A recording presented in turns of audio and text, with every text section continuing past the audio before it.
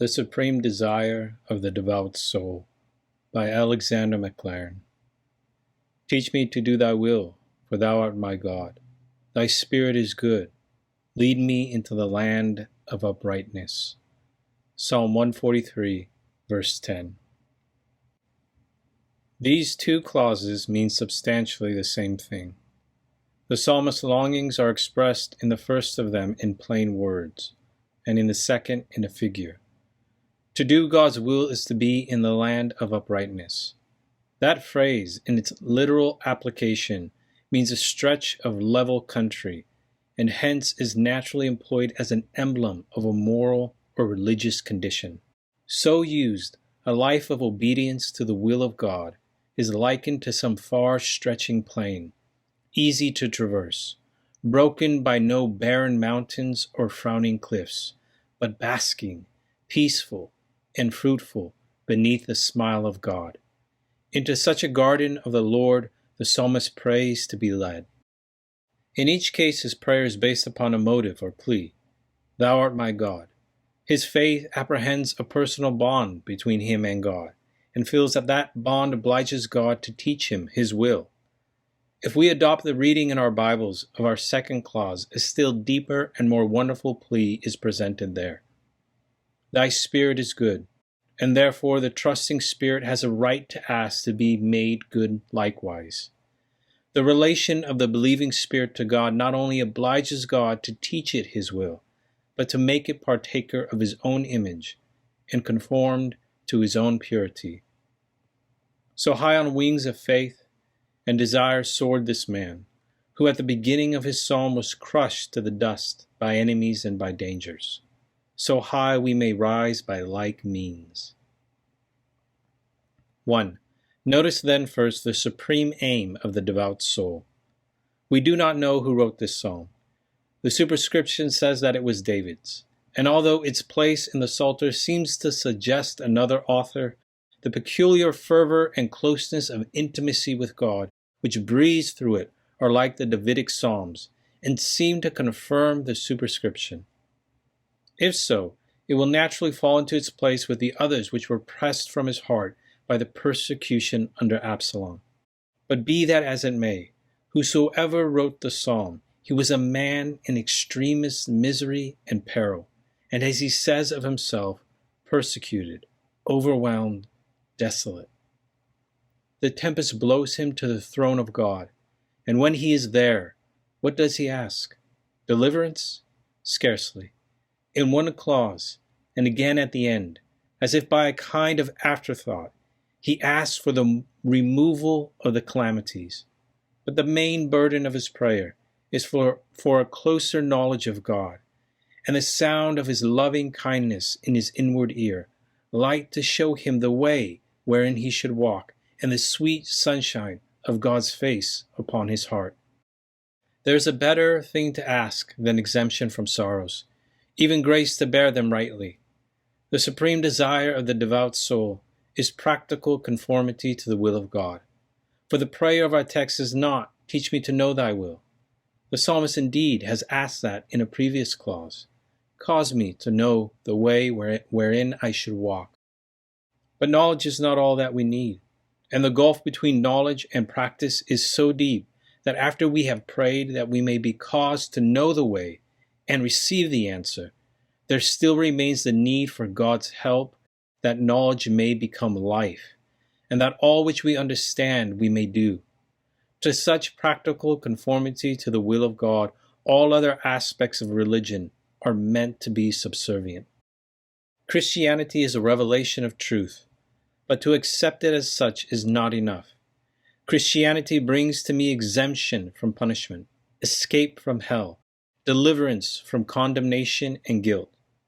And by some of us, that is apt to be regarded as the whole gospel. But pardon is only a means to an end. Christianity brings to us the possibility of indulgence in sweet and blessed emotions, and a fervor of feeling which to experience is an antepast of heaven. And for some of us, all our religion goes off in vaporous emotion. But feeling alone is not Christianity.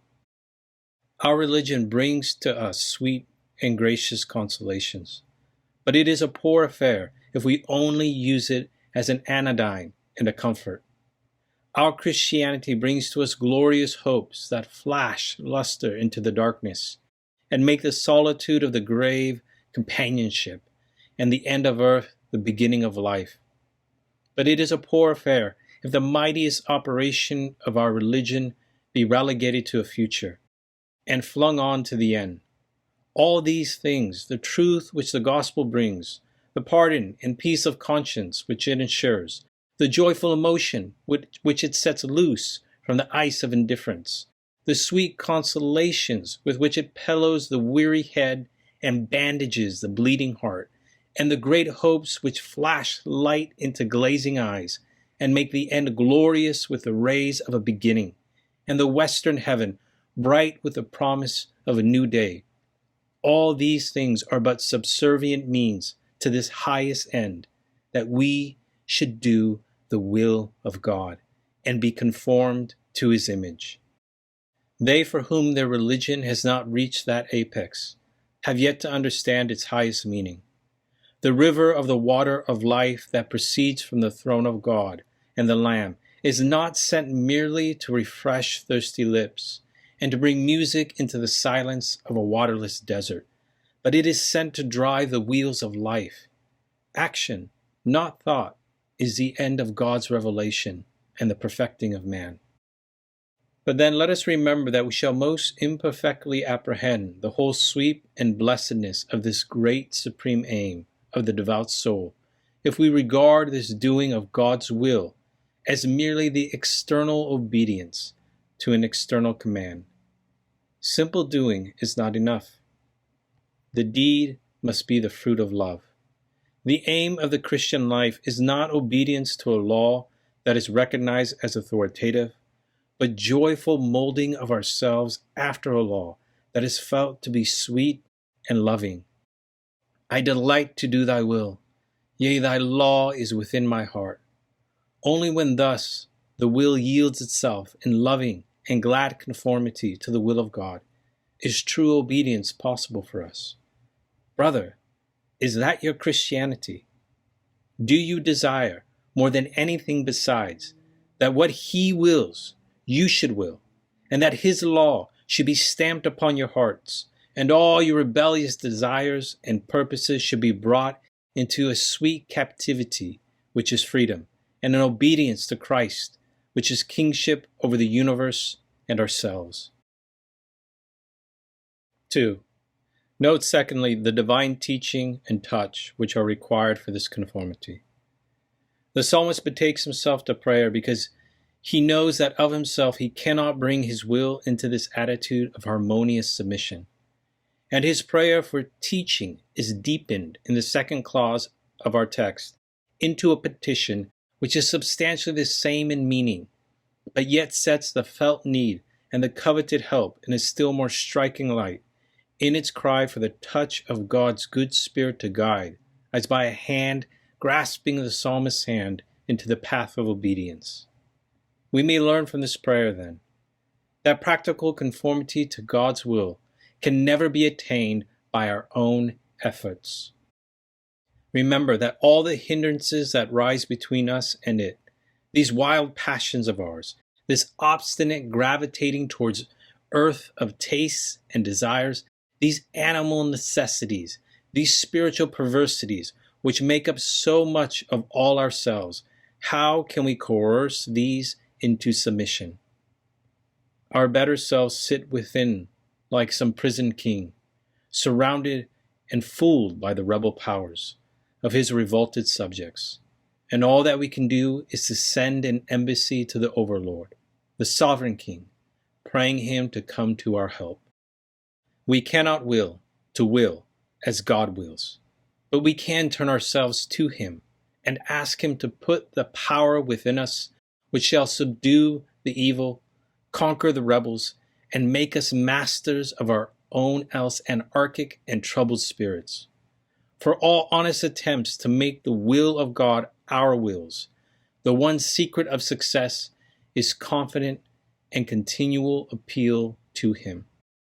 a man must have gone a very little way, very superficially and perfunctorily, on the path of seeking to make himself what he ought to be, unless he has found out that he cannot do it, unless he has found out that there is only one way to do it, and that is to go to God and say, "O Lord, I am baffled and beaten. I put the reins into thy hand. Do thou inspire and direct and sanctify." The practical conformity to the will of God requires divine teaching.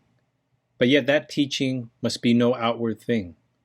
It is not enough that we should have communicated to us, as from without, the clearest knowledge of what we ought to be. There must be more than that. Our psalmist's prayer was a prophecy. He said, "Teach me to do thy will."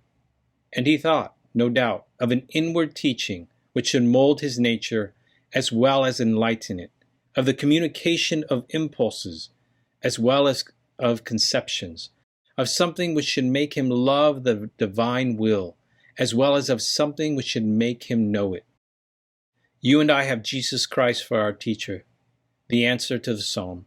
His teaching is inward and deep and real, and answers to all the necessities of the case. We have his example to stand as our perfect law.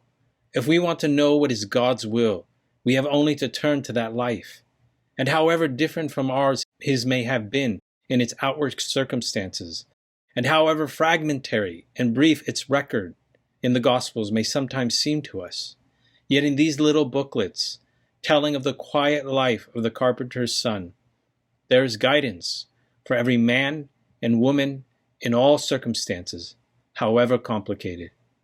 And we do not need anything more to teach us what God's will is than the life of Jesus Christ. His teaching goes deeper. He comes into our hearts. He molds our wills. His teaching is by inward impulses and communications of desire and power to do, as well as of light to know. A law has been given which can give life. As a modeler will take a piece of wax into his hand, and by warmth and manipulation make it soft and pliable, so Jesus Christ, if we let him, will take our hard hearts into his hands, and by gentle, loving, subtle touches will shape them into the pattern of his own perfect beauty, and will mold all their vagrant inclinations and aberrant distortions into one immortal feature of loveliness and perfection. The grace of God that bringeth salvation hath appeared unto all men, teaching that, denying ungodliness and worldly lusts, we should live soberly, controlling ourselves righteously, fulfilling all our obligations to our fellows, and godly, referring everything to him in this present world. That practical conformity to the divine will requires still further the operation of the divine Spirit as our guide. Thy Spirit is good.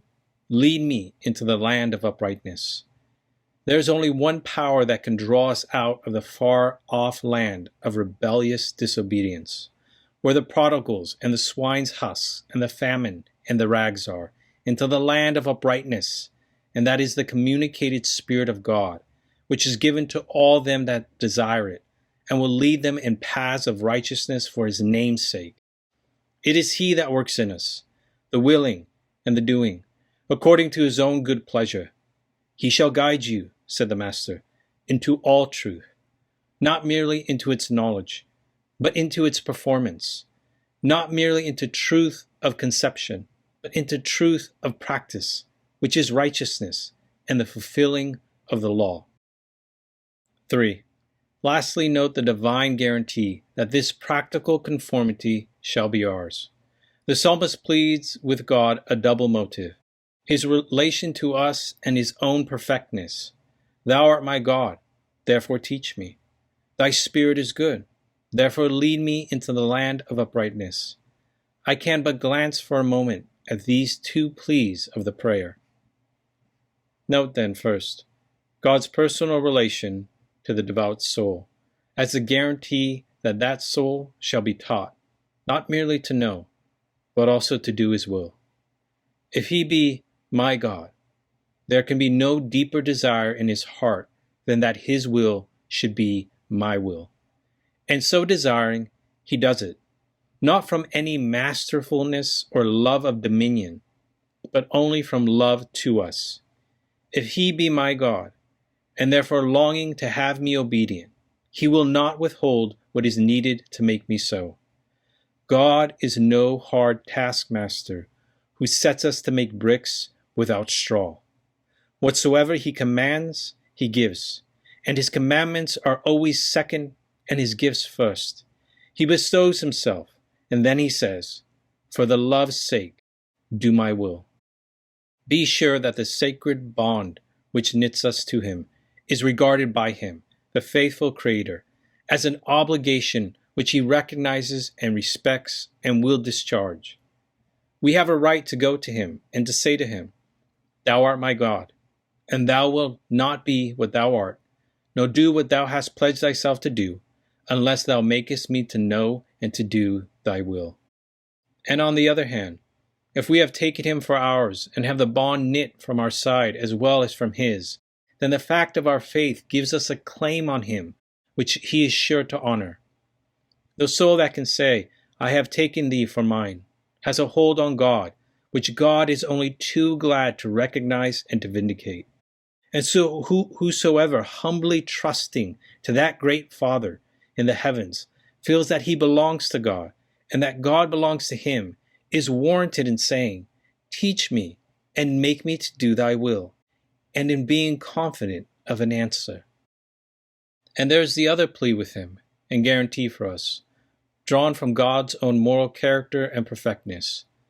The last clause of my text might either be read as our Bible has it, "Thy Spirit is good, lead me," or "Let thy good Spirit lead me." In either case, the goodness of the divine Spirit is the plea on which the prayer is grounded. The goodness here referred to is, as I take it, not merely beneficence and kindliness, but rather goodness in its broader and loftier sense of perfect moral purity, so that the thought just comes to this: we have the right to expect that we shall be made participant of the divine nature. So sweet, so deep, so tender is the tie that knits a devout soul to God, that nothing short of conformity to the perfect purity of God can satisfy the aspirations of the creature or discharge the obligations of the Creator. It is a daring thought. The psalmist's desire was a prophecy. The New Testament vindicates and fulfills it when it says, "We shall be like him, for we shall see him as he is." If he now dwell in the land of uprightness, who once dwelt among us in this weary world of confusion and of sin, then we one day shall be with him. Christ's heart cannot be satisfied. Christ's cross cannot be rewarded. The divine nature cannot be at rest. The purpose of redemption cannot be accomplished until all that have trusted in Christ be partakers of divine purity, and all the wanderers be led by devious and yet by right paths, by crooked and yet by straight ways, by places rough and yet smooth, into the land of uprightness. Where and what he is, there and that shall also his servants be. My brother, if to do the will of God is to dwell in the land of uprightness, disobedience is to dwell in a dry and thirsty land, barren and dreary, horrid with frowning rocks and jagged cliffs, where every stone cuts the feet and every step is a blunder, and all the paths end at last on the edge of an abyss, and crumble into nothingness beneath the despairing foot that treads them.